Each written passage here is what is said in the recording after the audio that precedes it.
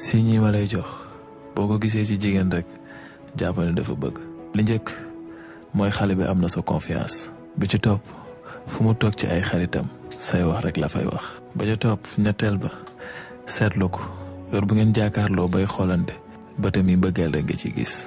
ñeenteel ba bu la gisee noo def mu ree. bi ci topp nag xelam du mës a jóg ci yow foo ko fekk day jaaxle di la xalaat ndax yaa ngi ci jàmm ndax fi nga nekk mbaa sonnoo fa. bu toogee waxtu bu mu la déggul rek xelam dootul dal.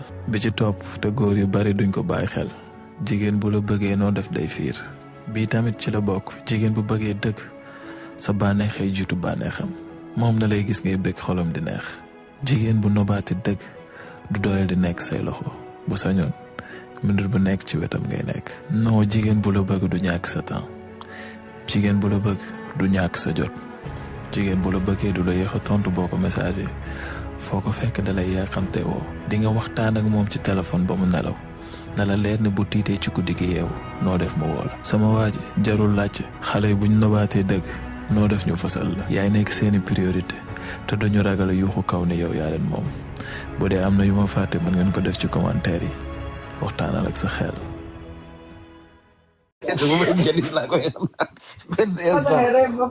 yàlla tey dafa sonn xale bi si boppam boo sonn buy jalis dee la bëgg dee la bëgg rey leen ba dee mais bu paree jalis bi bëgg dund. loolu yàgg na de.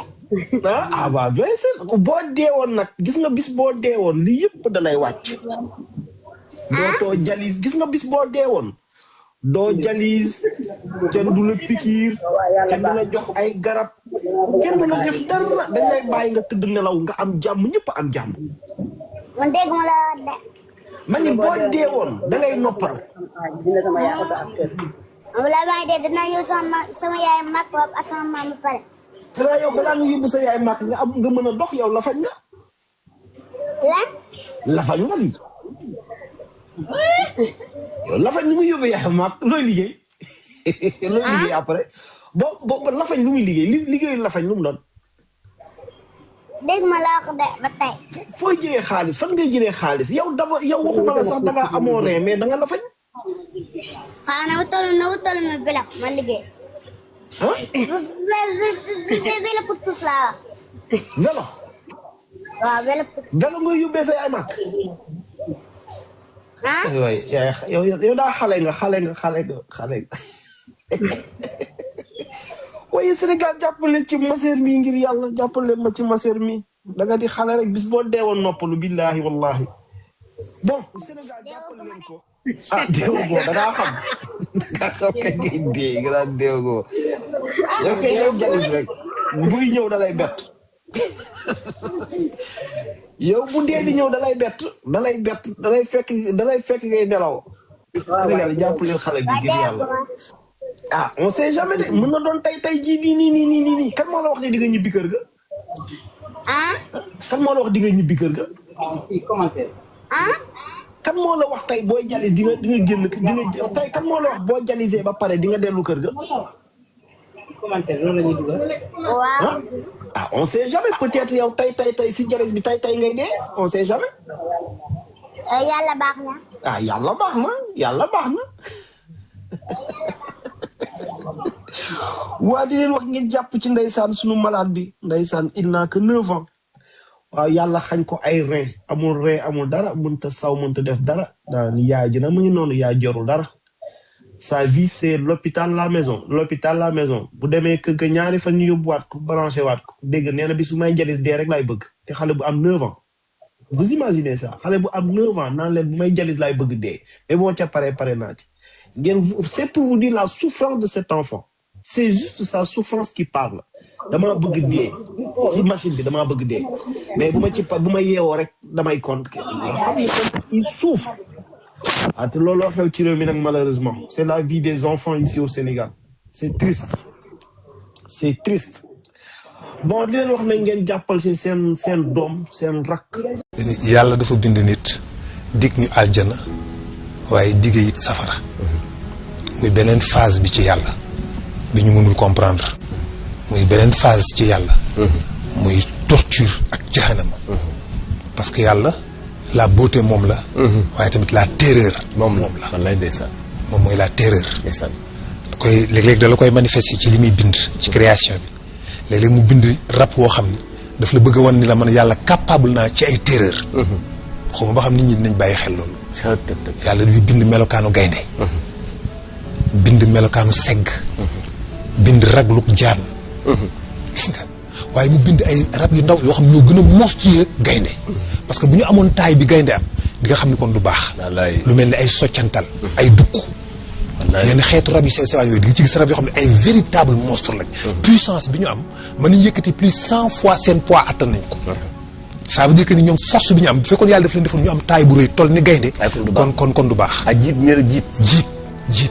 donc yàlla c'est la terreur yàlla daf ko am la peur l'atrocité am na ko parce que fokk mu pour mu doon yàlla fokk mu am lépp nag quand même. yàlla mënut a nekk mbaaxu kese rek xéewali kese rek laabiru kese xamuñu ni kon existence su leneen am na kon duñu xam existence am.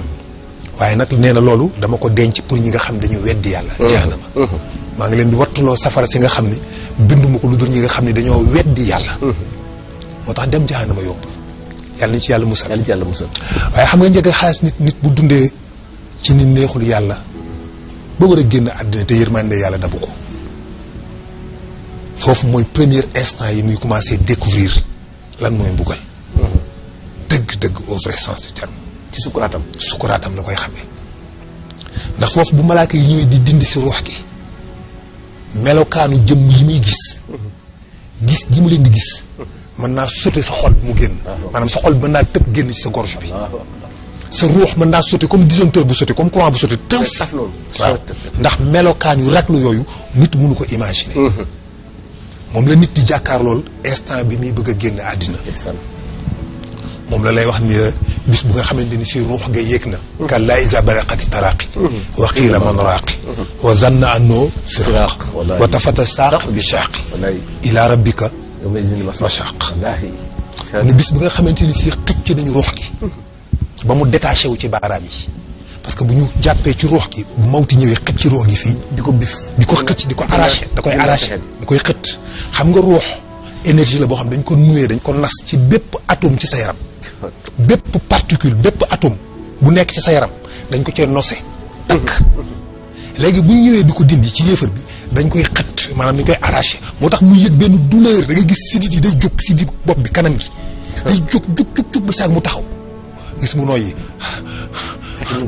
waaw malaaka bi mooy taxaw bàyyi ko mu souffrir noonu ba saag mu xëccaat gis mu nekkaat ci benn crise di gonfler di tourner di wiñaaru sidit yi jóg ba saag mu njëkk taxawaat noonu lañ koy def mais bu ko xëccee ci baaraam yi ngay njëkk a lâché baaraam yi tànk yi foofu la njëkk a détaché wu muy xëtt tëti di ñëw nag muy xëcc muy buddi muy ñëw ba agsi ci ndigg li ba agsi ci dënn bi nga gis tànk yi sedd moo tax wa tafata saafi bi saax ilaa rabbika yawma isin yàlla bis fini moom tey ji moom fu ca boromam rek jëm malheureusement wala saddaqa wala salla walakin kazaba wa tawalla suma zahaba ila ahlihi yatamatta yàlla ni ko nag awlaa lakka fa awlaa oh pertaange ñeel na la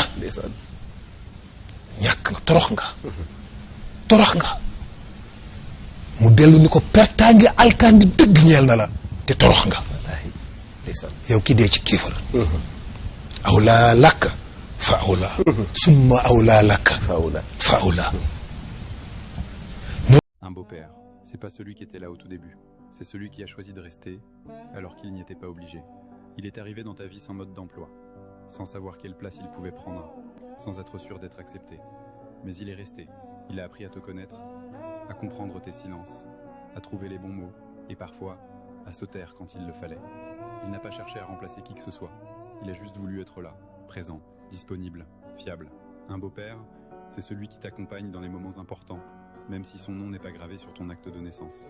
C'est celui qui t'encourage, qui t'écoute et qui t'aime sans condition, comme si le sang avait toujours coulé entre vous. Et même s'il n'a pas toujours su comment faire, il a essayé, il a pris des coups, supporté des regards froids, mais il n'a jamais cessé d'être là. Peut-être qu'il ne porte pas le titre de papa dans ta bouche, mais dans ton cœur, il a trouvé une place que personne d'autre ne pourra prendre.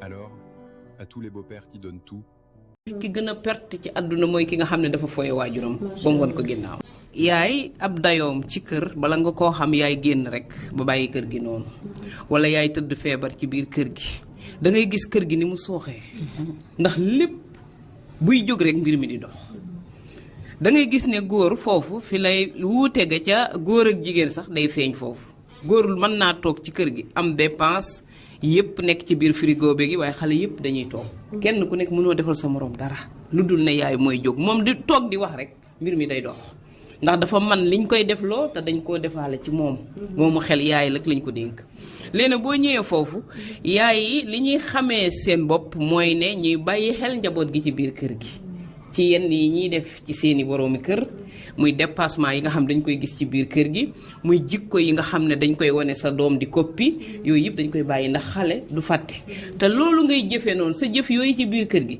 ci la xale bi di sukkandiku ndax ni mag ñi dañ daa wax ne yaay moo daa tibbi valeur yi jikko yu rafet di ñëw di sotti ci doomam léegi nag valeur yooyu muy tibbi waxuñu daa am fu mu koy sotti de moom mooy ñëw joué ko ci biir kër gi yaree ko njabootam la nga xam ne moom la gisaan yaayam daan ko yaree wala maamam ba mu nekk royukaay loola nag lay jëlaat tegaat ci biir këram ak njabootam di ci soqeeku buñ demee nag ba njaboot googee macha allah jikko yooyee nga ca doon ji yàlla def kenn ku nekk tibb yaay bu màgg bu njaboot gi màggee da ngay gis ne am na kër yoo xam ne boo fa duggee doo bëgg a doon lu dul yaay ndax seen yaay ko liggéey ci ñoom waaye lam liggéey ci ñoom mooy li ñuy wax yar moom la def ci ñoom ndax doom loo ko bëgg-bëgg te yaroo ko walaay du la jëriñ yaay njëkk a jooy waaye boo ko bëggee nag te yar ko mu am éducation de base du yow dong yaa koy jur yaay tamit nag képp koo gis ne mi ngi jël yaayam di ko foye wala mu koy dépassé ci benn côté wala muy tàngal xolam ki gën a perte ci àdduna mooy ki nga xam ne dafa foye waajuram ba mu won ko ginnaaw.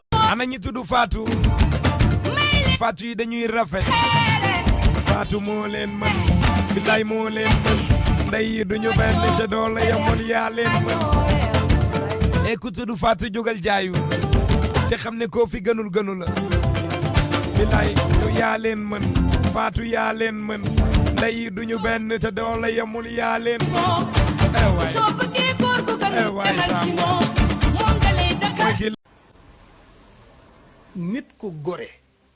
nit ku gore day fàttaliku démb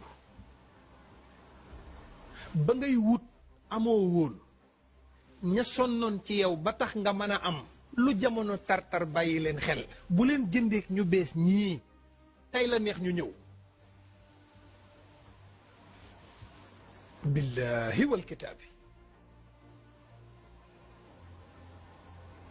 yàlla moo wax ci alquran ne yonent bi ngay woote lislaam bi mu metti woon lool ngay xeex ak yéeféer yi ca début ba na mu mettee woon ña àndoon ak yow ca ba ngay woote mu metti bu leen yemaleeg ñi nga xam ni lislaam a dem ba yaatu mu neex ñu ñëw tuub dugg ci lislaam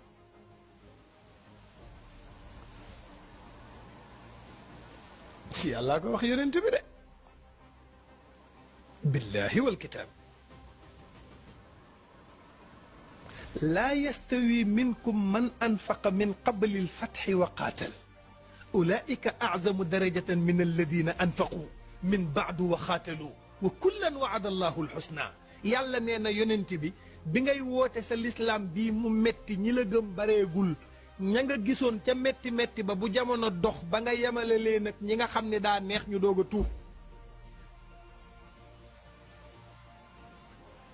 man lu ma la wax alquran la demal ubbi téere bi ca suuratul xadiid fa nga koy fekk la yàlla tere woon yonent bi nag ci jamono bii yaa ngi ko fiy gis ñoo xam ni heure bu nu jugee benn yitte la nu am mooy tàqale ñaari nit te ñaari nit ñin bëgg a tàqale ba ñuy ànd di metti xeer ya di tàkk ci seeni kaw ak lacrymogènes yi kenn fekkewu ko laa yastawi minkum man anfaqa min qabli alfatxi wa xaatala ulaika acdamu darajatan min alladina anfaqu min baadu wa xaatalu moo tax danay faral di lancer message président Diomaye bu àddina neex muy tàng mbaa muy sedd ba nga fàtte kóllëre ga nga séqoon ak Ousmane Sonko ëllëg yàlla da leen koy laaj yéen ñaar ñépp inna aradna al amanata ala alsamawati wal ardi wal jibala fa abayna an yaxmilnaha wa xamalaha al insan innahu kaana zaluman jahula bàyyil xel amaana bi amoon sa digganteeg moom man duma Pastef wax naa leen ko maintes reprises fois man ab APR laa buy joxe conseil oustaazu APR laa conseil di wax dëggu yàlla gi nag te séentuwuma ci tus ki ànd ak yow démb ak bërki dérdul dara yàllaa ci njëkk a avertir yonent bi ne ko ñiy doog a ñëw tuub ci bees bi bu leen yemaleeg ña nga àndaloon ca coono ba laa yastawi minkum man anfaqa min qabli al fath ulaika a'zamu darajatan min alladina anfaqu min ba'du wa xaatalu bul jël ñu bees ñii yemale leen ak ña noyyi woon lacrymogène ba bu ko def te bu leen déglu bu ko def te bu leen déglu loolu mooy dëgg loolu mooy dëgg laa yastawi minkum man anfaqa min qabli al-fathi wa ulaika You have my heart, you'll never be worlds apart. Maybe in magazines, but you'll still be my star. Baby, 'cause in the dark, you can't see shiny cars, and that's when you need me there. With you, I'll always share, because when the sun shines, we'll gis nga bis booy def sa alal ci góor billahi wallahi tallahi yaa ngi yàqal sa bopp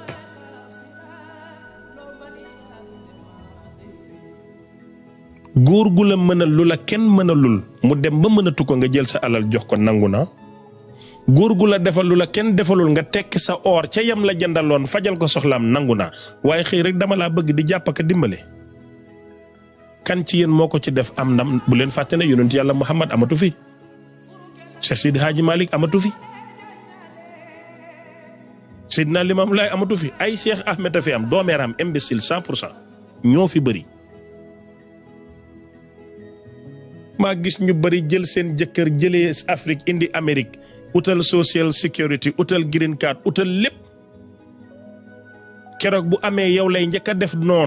xeetu jigéen bi góor yëpp ko bëgg a takk jigéen bu góor yàlla yëpp bëgg a takk du forcément jigéen bu dàq ci àdduna bi mais jigéen bu xam nu muy waxee jigéen boo xam ne boo ko xoolee rek ci ay bët comprendre na lépp nekkul koo xam ne dalay rassurer tout le temps mais ku comprendre sans nga wax ko dara koo xam ne du la mës a manquer respect même bu mere jigéen bu jub lay doon am ngor jox cër ñëpp boo demoon ba diggante bi dara doxatul du la mës a humilier ci say nawle non bokkul ak ñii ngay gis nii lu ñu am lu leen metti ñu ñëw wax ko ci réseau yi non du ko parfait mën na dëgër bopp mën na mer parfois lu yàgg parfois sax mu perdre contrôle parfois mu bari caprice jikko jigéen la dina la bëgg sincèrement du jug ci di la ñaanal xoolul li nga am ak li nga ñàkk da laa bëgg rek te yàlla tax ñun góor yàlla yi xooluñu jigéen bu gën a rafet mais jabar ju ñu wër mooy ku ñëw soppal ñu suñu dund ba mu gën a rafet ak lu mënti xew waxtaanal ak sa xel. Bon, mon bébé, j'y vais, hein, ok? On se dit à plus. À plus, t'as pris toutes tes affaires? Oui, j'ai tout pris, oui. T'as aussi pris des capotes? Oui, j'ai pris les capotes. J'ai pris les cassoulets, oui, mon bébé. Mais t'es drôle, toi, pourquoi tu me parles de cassoulet? MDR, depuis quand t'as vu quelqu'un partir en vacances et il prend les cassoulets? N'importe quoi, c'est pas parce que je suis un homme, mon bébé, je suis un homme, mais je sais cuisiner, tu sais. Je suis indépendant, j'ai pas besoin des cassoulets, franchement, mon bébé. Les gars, on rigole, mais ça, c'est la vie de beaucoup d'hommes mariés. Il y a beaucoup d'hommes mariés qui souffrent. Ferme la porte et reviens ici. Non, la vie de certains hommes Assieds-toi mariés, sur le canapé. Vraiment compliqué. Après, toutes les femmes ne sont pas comme ça. Mais il y en a beaucoup parce qu'il suffit d'aller voir les commentaires. J'ai fait quoi? Allez voir les commentaires de cette vidéo.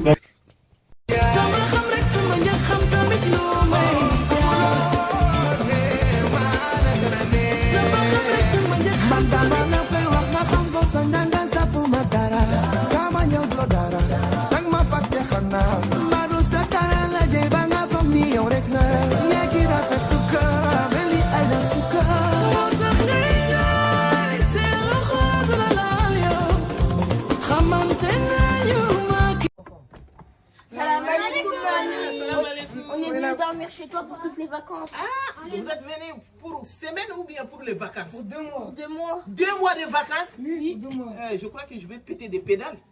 Bon, Et t'inquiète pas, mamie, je t'ai ramené une surprise pour toi. Ah, mon boisson. Oui. Oh, merci. Et attends, je vais regarder s'il n'y en a pas d'autres enfants. À gauche, à droite. Et 2 mois. Je crois que je vais péter des pédales cette fois-ci. 2 mois. Encore je suis amoureuse. Mais demande-moi qui, de qui? Mais de qui? De vous. Ah, de votre charisme, tu vois, non? De votre beauté, de votre carrière, de la femme forte que vous êtes là. Je t'assure. Ok, amour, je suis une new gosse. Ma coach? Ma coach, tu dis quelque chose, non?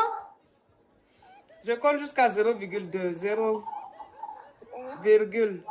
Je t'aime quand même. 0,2. Attends,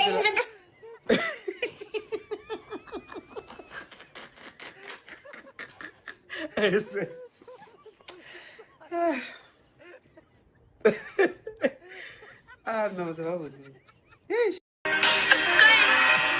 Aussi loin que je me souvienne, à Bamako on s'est rencontrés. Tu me faisais des phases, tu m'esquivais, t'étais concentré. Mais tu sais que je n'en reviens pas, y'a que près de toi que je suis apaisé.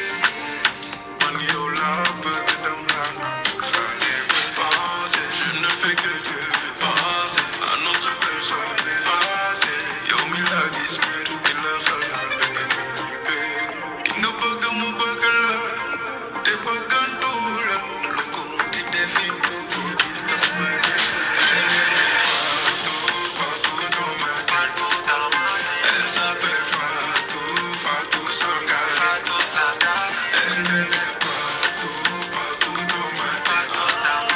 Elle s'appelle Fatou Sangare.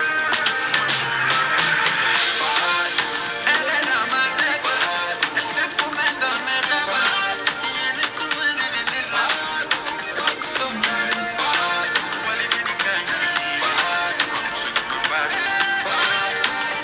elle est ma préférée.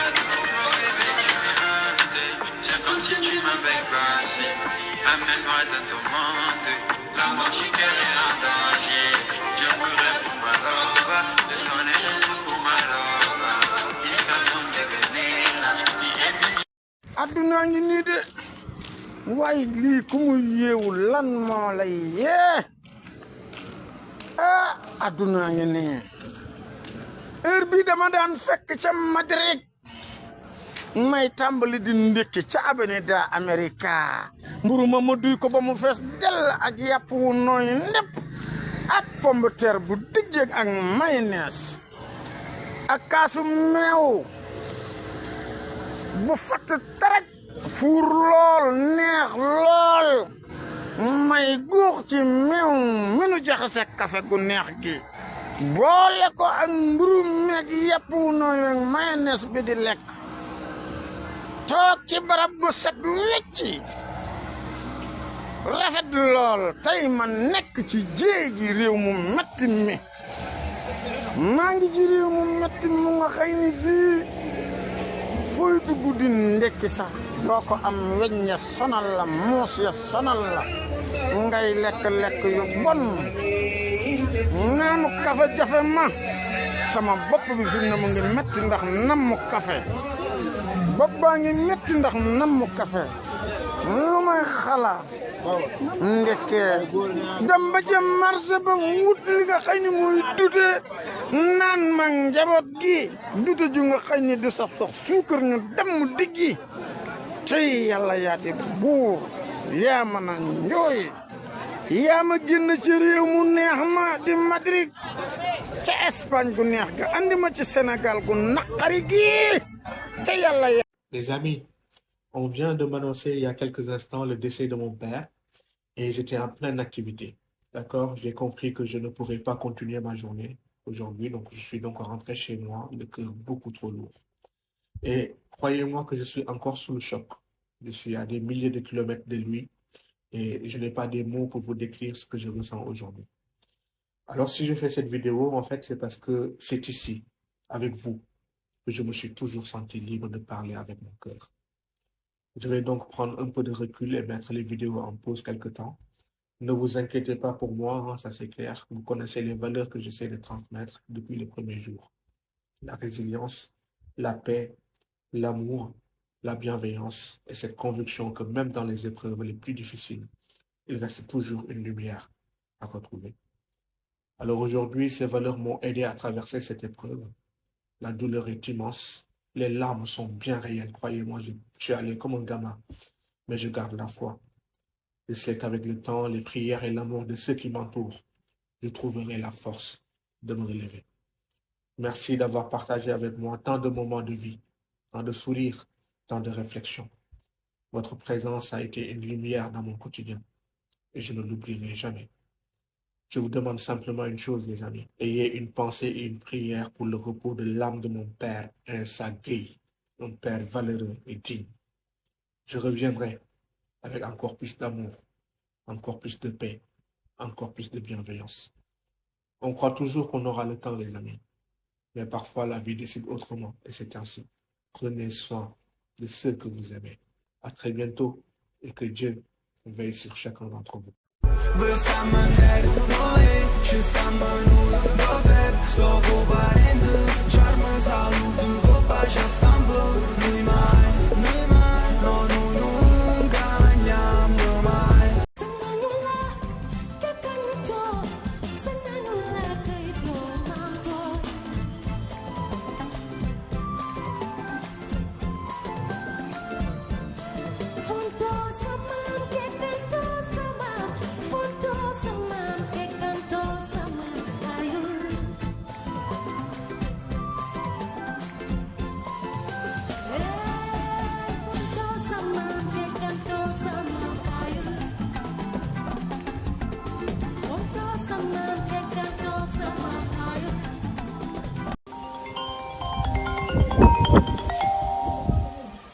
Bab sama téléphone bi. Pele ñaam maam pele ñaam. Wuy ma su ma la ko joxee nekkuma fi damaa génn waxal ma ko lool rek yow.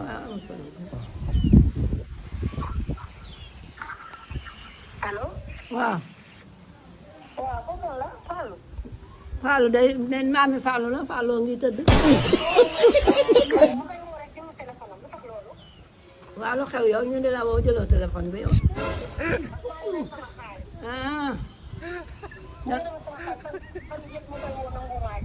looloo tax mu ne ma bu la woo ne ko nekkuma fi. man duma wax lu ma xamul mag laa. mag laa yow mi ngi nii boo ñëwal bu yoree fay la bu yorul nga xam nooy def ak moom. Fallou am uyul teel. duma ko wax man duma wax lu ma. allo. allo yow dégg naa lépp.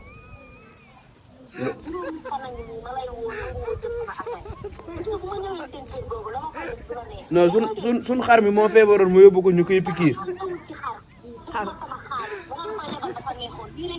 waxut dëgg ñëwal man lu wér man koy nekk ak man di nga dugg lu wér ay tappale duma jege def noo ko mëne maa ko man ay tappale duma jege Allahu akbar kay yow de doo màggal ndax li ma waroon a passé laa koy jox ma màggale wut nga woote si samay fan fu ñu yónnee ma sama paas ma dem man ñëpp ma bëgg sa mango ju nëb ji ngay jaay yoo xam naa ne service d'hygiène dina fi ñëw jël toujours nga sàcc